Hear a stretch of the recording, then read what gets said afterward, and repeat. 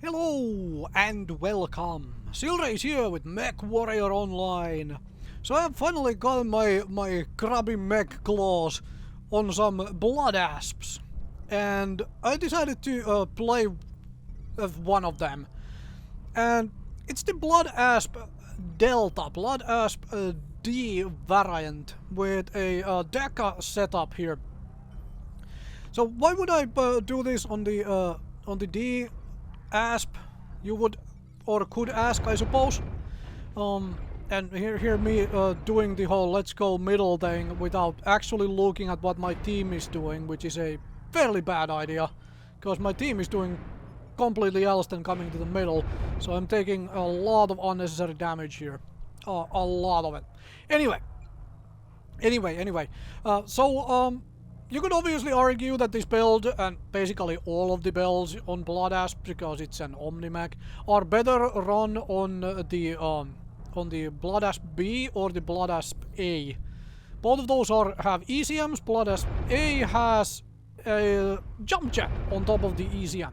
However, the thing here is also the fact that the lack of the jump jet and lack of the ECM gives more free tonnage for ammo and for heatsinks.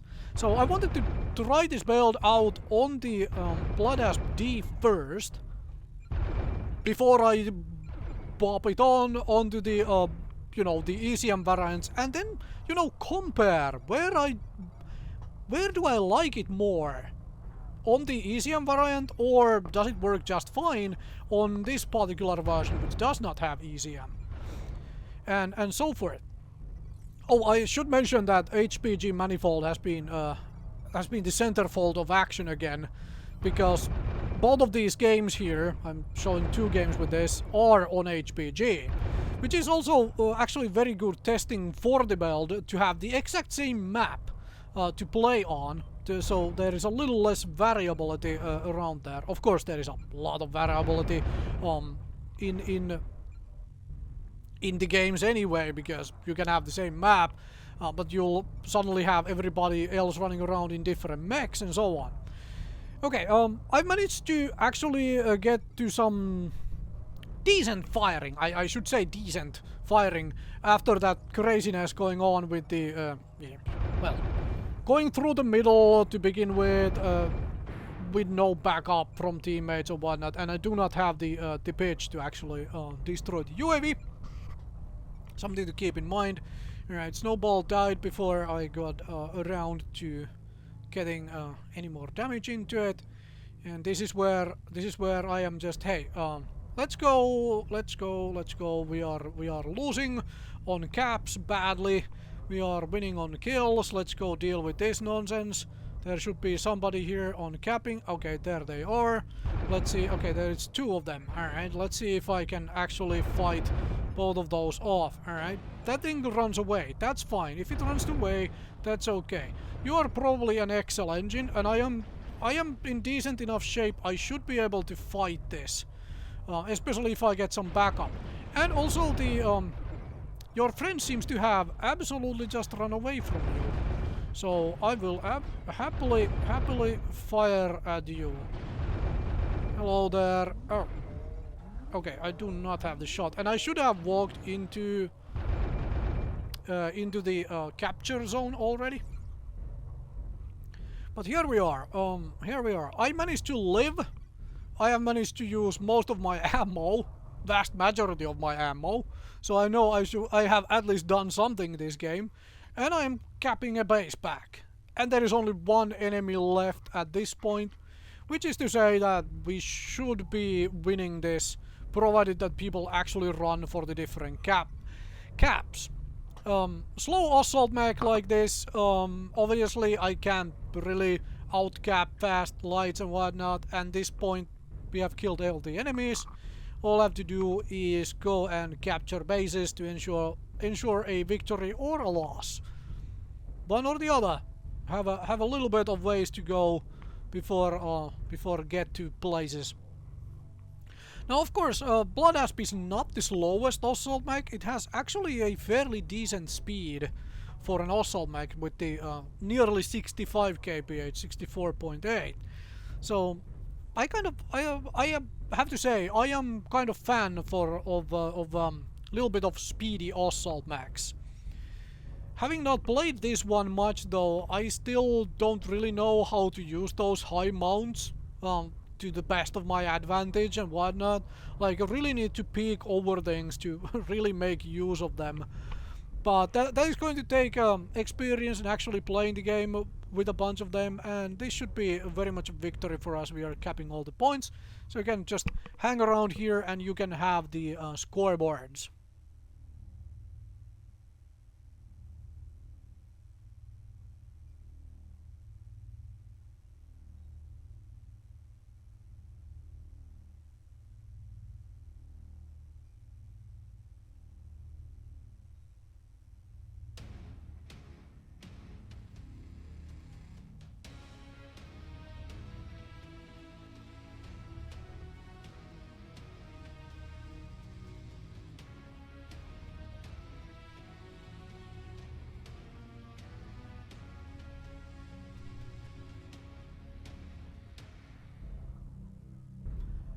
Okay, so that was much better than I expected.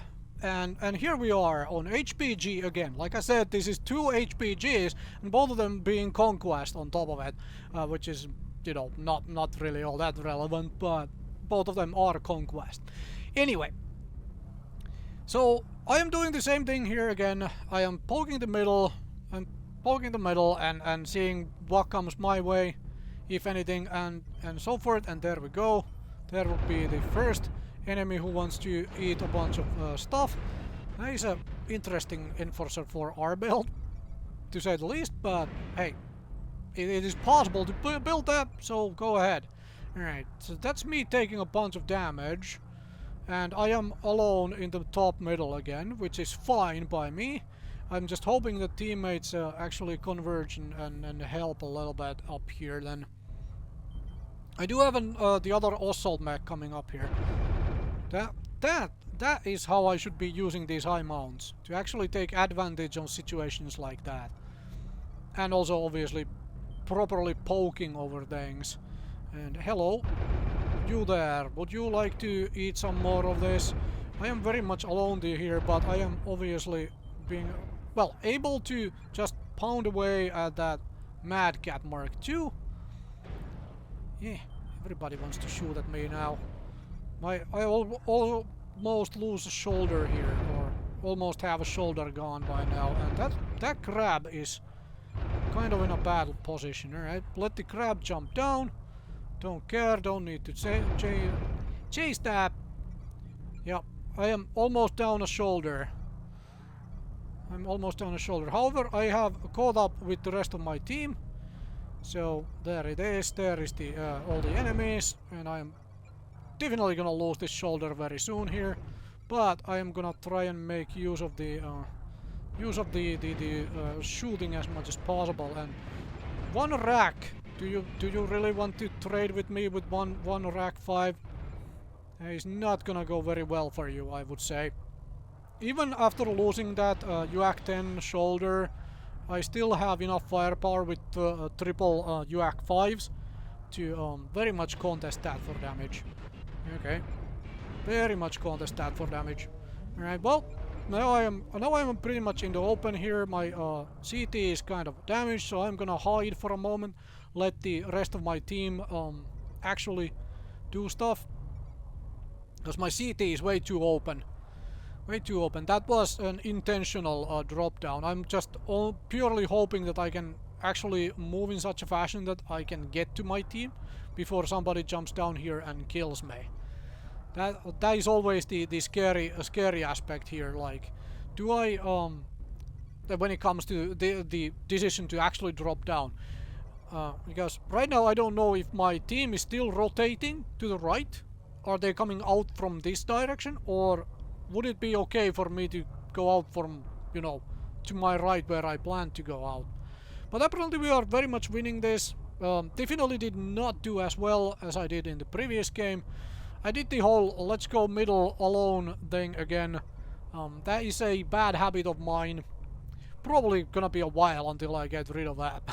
So that is a bad habit of mine to try and stop enemies from simply taking the top without, you know, at least contesting it.